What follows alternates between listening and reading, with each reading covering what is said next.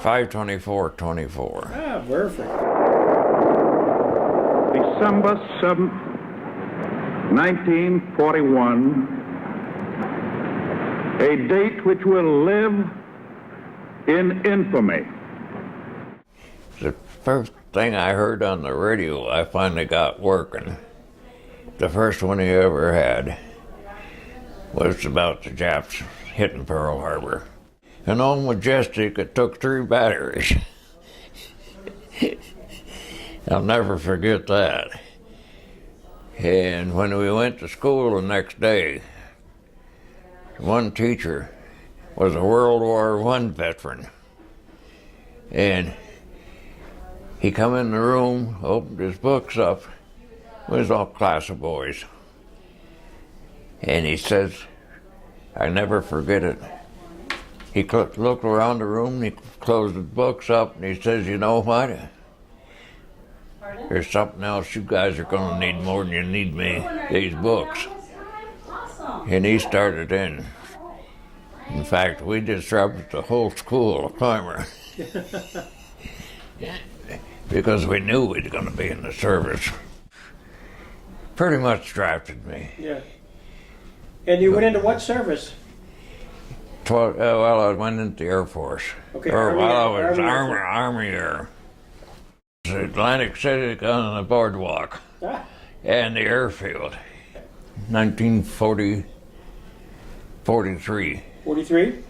And how long were you in service? And I got out on November 5th of 45. Train you to do? What was your assignment? Radio repair school for 8 months. Between Christmas and New Year's of 43, I was in St. Louis, Jefferson Barracks. Mm-hmm. And one night I knew I was going to get back to company early at the time, so I went in this delicatessen type, picked up what I thought I wanted to eat. And I looked around, there's only one chair empty. You know who was sitting there? Frank Sinatra. No kidding. I walked over and I asked him if I could sit down. I didn't let on that I even knew him. And we got pretty well done eating. I said to him, I said, you're Frank Sinatra, aren't you? He said, yes, sir. I said, what are you doing in a joint like this? He says, I had to hype the people. Oh, They're the girls. Because he says they'd practice drifting them different times. Liberty ship in Hampton Roads, Virginia, went to Casablanca.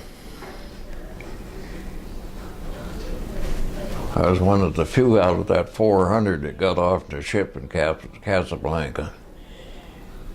I actually got in to see the barroom. It was in that movie Casablanca. Rick's Cafe, yeah. I was walking around Tunis one day just looking at the city over a little bit. This guy's in looking at the gate post. He says, where are you from? I says, New York State. He said, that don't tell me a thing. Where are you from? I said, how about Western New York? He mean your Chautauqua County?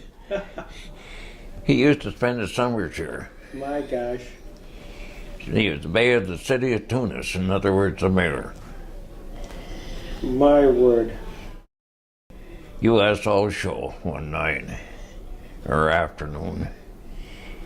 And I was the guy standing on, leaning on the corner of the stage like this. There's a whole bunch of them out there that was military, and they had their firearms with them. And I remember just a corporal with no sidearms at all.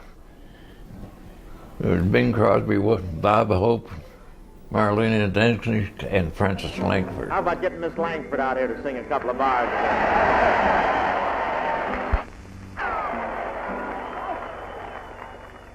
Thanks for the memory, you Uncle Sammy's crew. Our minutes are too few. I wish that I could kiss each and every one of you. want to get us trampled to death, the you kids? 874th. 874th? Radio with their depot. Corsica. That's where our base station was, and that's where we set the network up. Yep. That'll surprise you. We set up the radio net for the southern France invasion. Ah. There are 160 some of us. So you knew ahead of time about the southern France invasion? We knew six weeks ahead of time. The morning of August the 16th, 1944,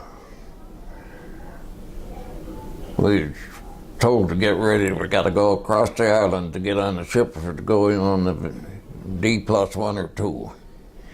I forget which day it was now. But that was on a LST. They didn't even have Navy personnel enough to fire the guns. The captain, he come down through the ship one day, the Liberty ship. Yeah, I was at there reading like always. And he says, "Where's your personnel stuff?" I was up on the top bunk. He says, "Get it." And I spent the rest of the trip in his quarters. No kidding. If he he wanted to sleep, I was out on the bridge, and when he went out on the bridge, I could go sleep in the cot under his bed,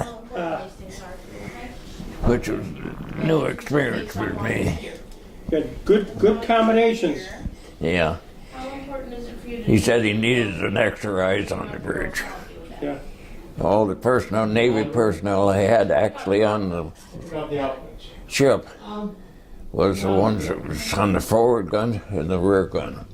How important is it for you to take care of your personal And there was one 40 millimeter that was on the end of the bridge. between a tub, a shower, a bed bath, or a And he says, "Can you think you can fire that?" And I took a look at it and I said, "I've never even seen one before this one."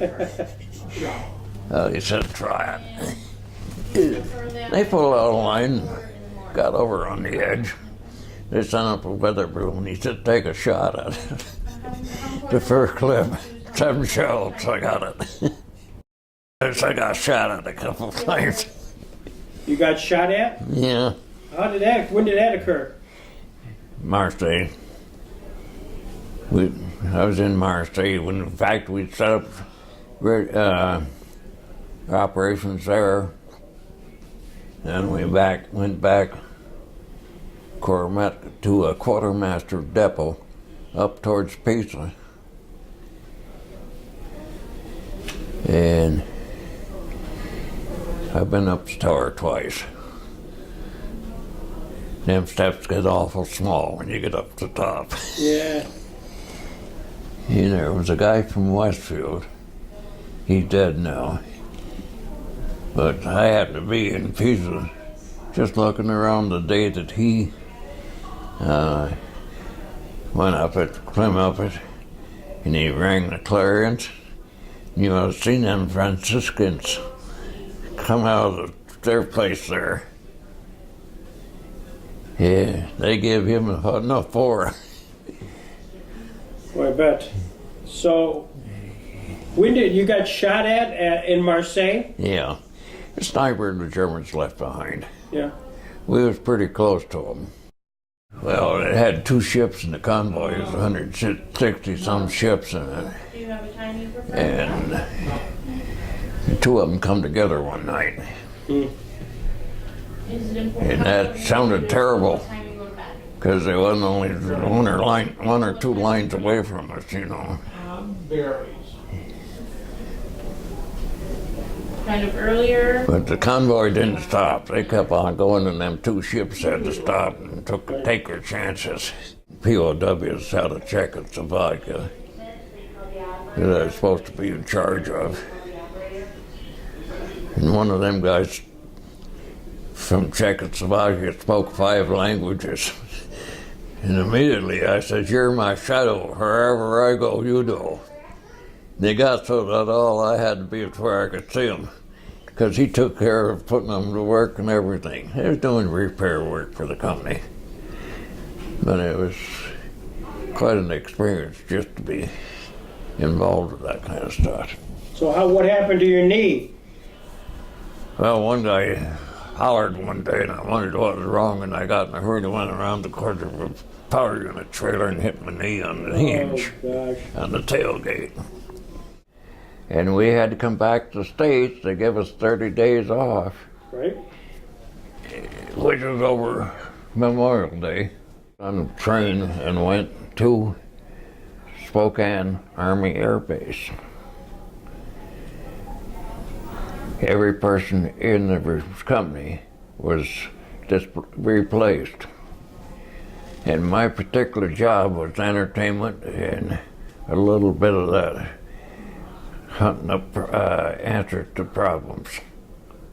No, I never went over again. Just one time. Just the one time. Yeah. And while you were here, you were at the Wright-Patterson Air Force Base. Yeah, and that's where I got discharged. It was interesting. I'm glad I went. Because I got to see the ruins in North Africa. Well, I salute you. Thank you very much, Ray, for all of your time. It's been Well,